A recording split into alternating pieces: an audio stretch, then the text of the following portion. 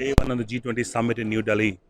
We have had a long, elaborate day with world leaders coming in, Prime Minister Modi welcoming them to the Mandapam at what is the Pragati Maidan area in New Delhi. With me is Sandeep Dixit, Tribune's associate editor. He has been tracking the Ministry of External Affairs for long, and we'll start asking him what is the G20 about. Sandeep, firstly, how is this G20 different from other G20s which you have seen or covered in the past? Well, first of all, it is in the structure of the organization in the sense that we have seen this G20 hold many more meetings. How many of these were relevant meetings, that time only will tell. But this has been a much bigger show than all other G20s so far. And second, in this, as the Prime Minister has been repeatedly reiterating, and as the Sherpa of G20 and the Chief Coordinator of the G20 have been saying, that the focus is going to be entirely on the global south.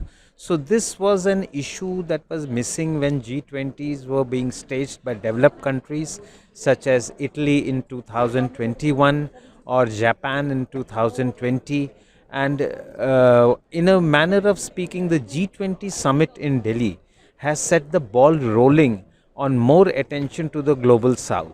Because, and why is that? This is because next year the G20 is going to go to Brazil, and Brazil and India more or less think in sync on global issues.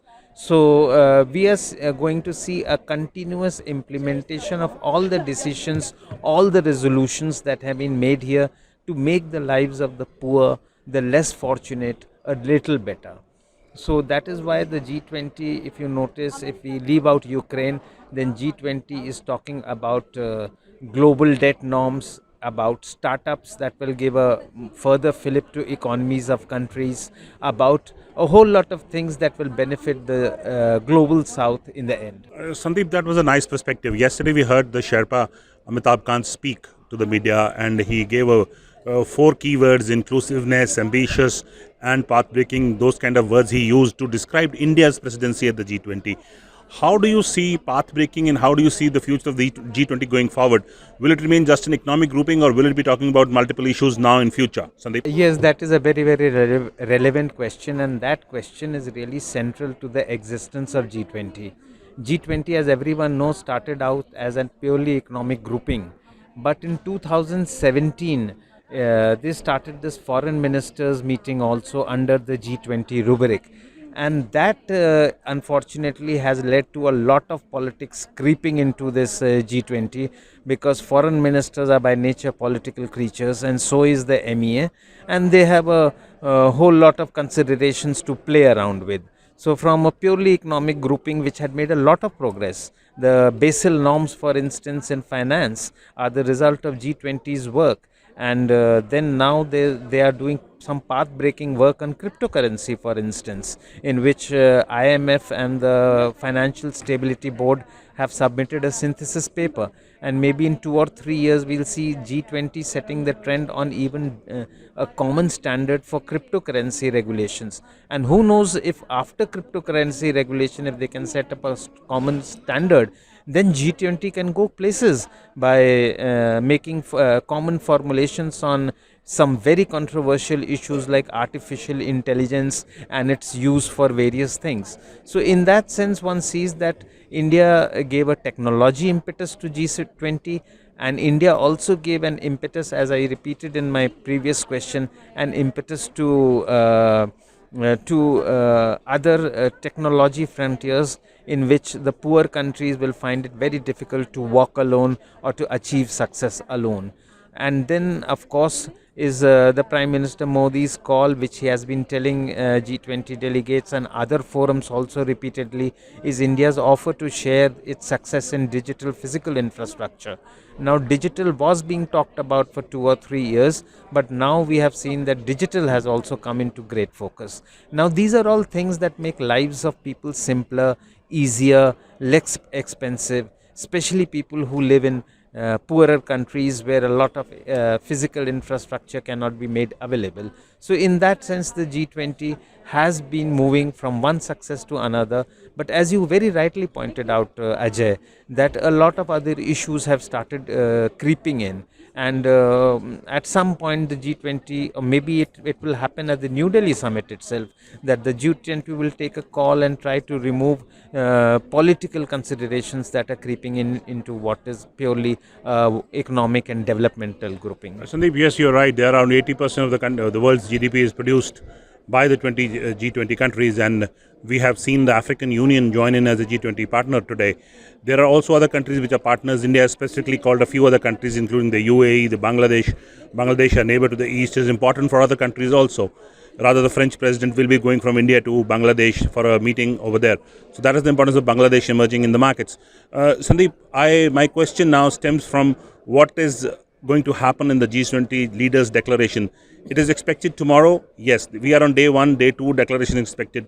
Do you think a consensus is coming about with regards to Ukraine? The Western world, which we learn from sources, is that wanting Ukraine's reference, the war reference, in the leaders' summit declarations.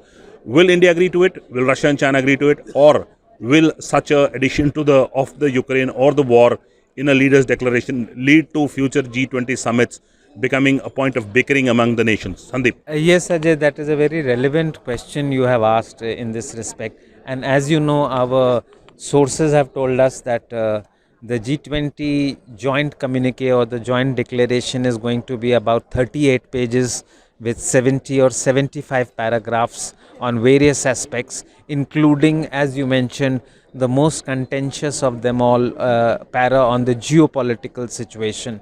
And so there are hectic negotiations going on. And as you would have noticed, the trend was very visible from before the start of the G20, when External Affairs Minister Shaikh had said that Ukrainian President Vladimir Zelensky will not be coming here.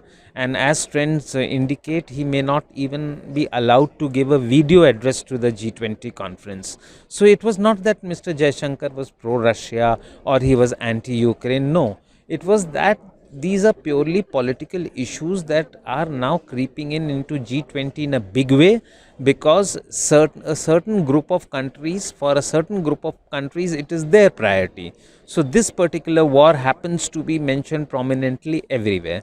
So as Ajay, you asked a very relevant question, and in that respect, India is trying to remove the political aspect from G20 declarations, which should be focusing more on developmental and economic and financial aspects. So tomorrow we will see negotiations are going on.